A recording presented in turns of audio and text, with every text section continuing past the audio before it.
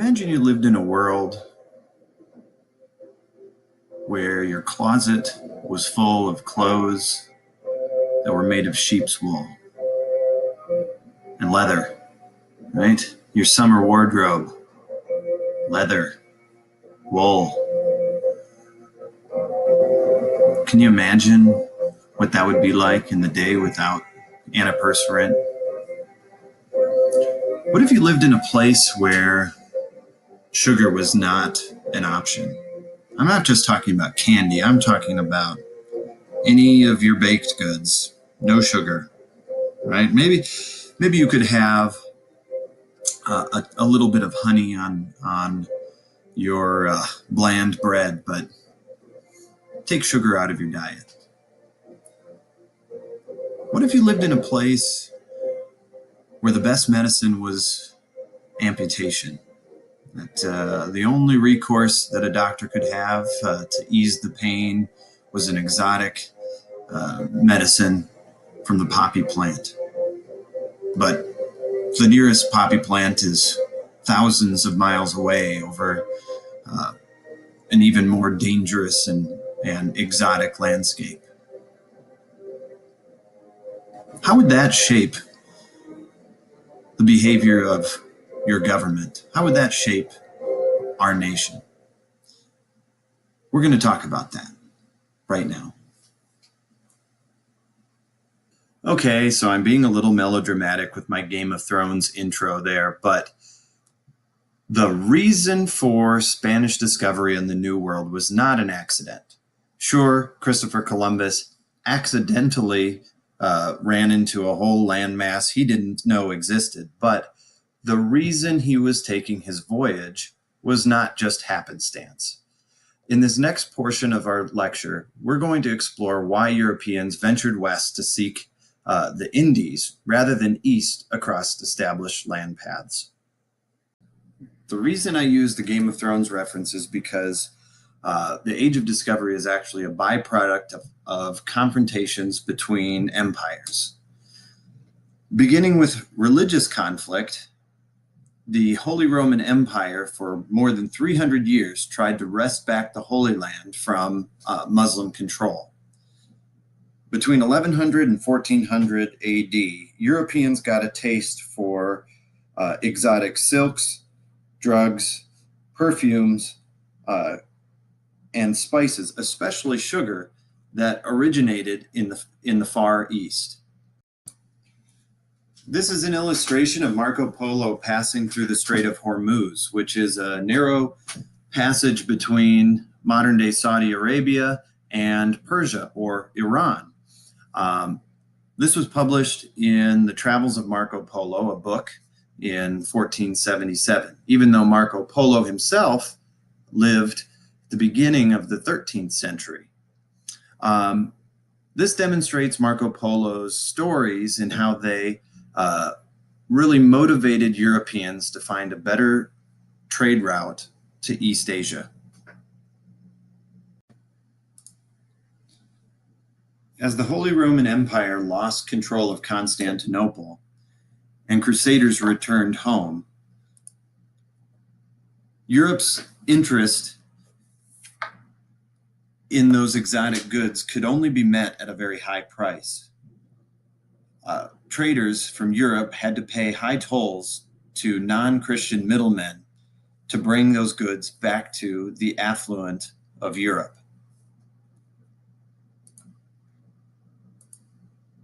While 99% of Europeans would never taste sugar during the 15th century, stories from explorers like Marco Polo, who ventured the Silk Roads in the early 13th centuries, spurred interest in finding cheaper routes to the treasures of the East. One of the first nations to monopolize a water route to access goods in Asia were the Portuguese. Technology prior to the middle of the 15th century limited explorers traveling around the Cape of Good Hope in the southern part of Africa. Ships were forced to follow trade winds and currents, and did so at very high risk. The caravel was a series of sails that allowed a ship to travel against prevailing winds and currents, and the Portuguese used this to set up a trade network along the western coast of Africa. Bringing back sugar plants to the subtropical islands along the West African coast, the Portuguese would also begin the plantation system using African slave labor. African slaves were acquired from Eastern African tribes closer to Ethiopia and Somalia, brought west and paid for by Portuguese traders. This particular system would certainly become popular in the New World. So until the end of the 15th century, Portugal really had a monopoly on trade with Asia. The thing that brought Spain into competition and out of the darkness was the unification of the nation of Spain. Two kingdoms on the Iberian Peninsula, Aragon and Castile, were unified with the marriage of Ferdinand and Isabella. The capstone event of this Renaissance was the expulsion of the infidel Muslim Moors from southeastern Spain. This Renaissance kicked off a period of nationalism, the sense that Spain wanted to compete and be better than its neighbor Portugal, and to establish itself as the premier Catholic nation of the world.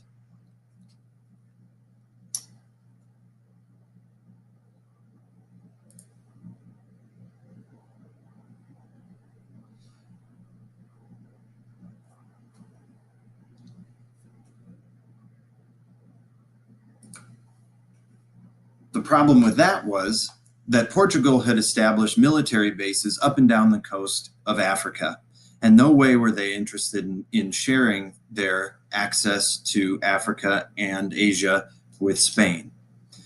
This image is Gorée Island. It's a slave fortress and military base off the coast of Senegal. Thousands of African captives passed through the door of no return into a lifetime of slavery in the New World, beginning with the nation of Portugal.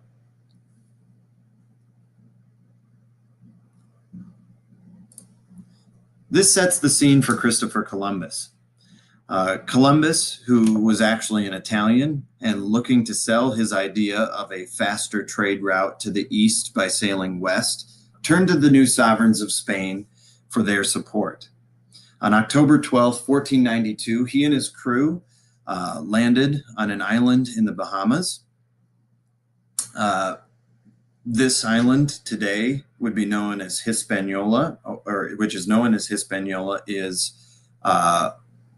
modern day Haiti and Dominican Republic.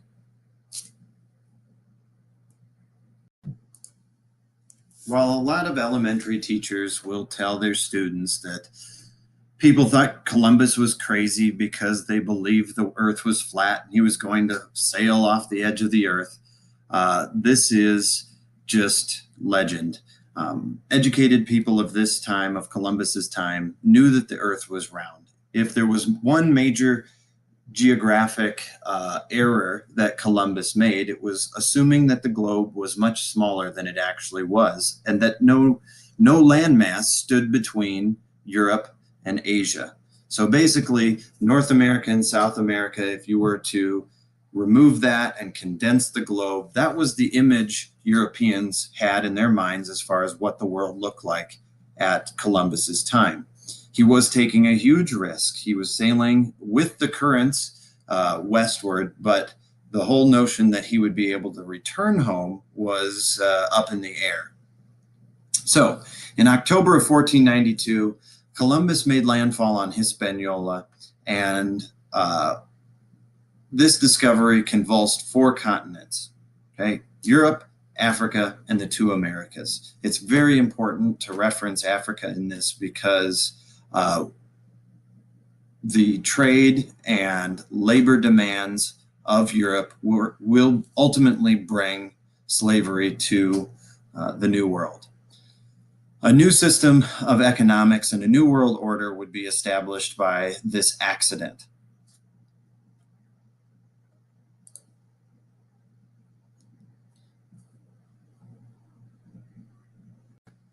So, whether you're a fan of Game of Thrones or not, I hope that the example of nations fighting with one another over resources and access to land and politics will have hit its mark. Keep in mind the reason that European empires like Spain and Portugal started competing with one another for access to Asia was because Christian empires of Europe had been thwarted by the Muslim empires of Persia. Technology was a big factor. The Portuguese, perfecting the caravel, had that early access to the western coast of Africa, where they brought the plantation culture there so that they could harvest sugar in the semi-tropical islands off the coast of Africa. The Spanish, not able to go by land and not able to travel south by sea, turned west. And there was one person crazy enough to give it a try, and that was Christopher Columbus. Columbus's big mistake was underestimating the size of the earth. And as he sailed west to India, ran into two enormous continents and mistakenly dubbed the people there Indians. This Game of Thrones, or competition of European nations, will continue on almost to the 20th century. So another 600 years, 500 years from 1492. If you have questions, email me, come in and chat with me after school. Thanks for watching.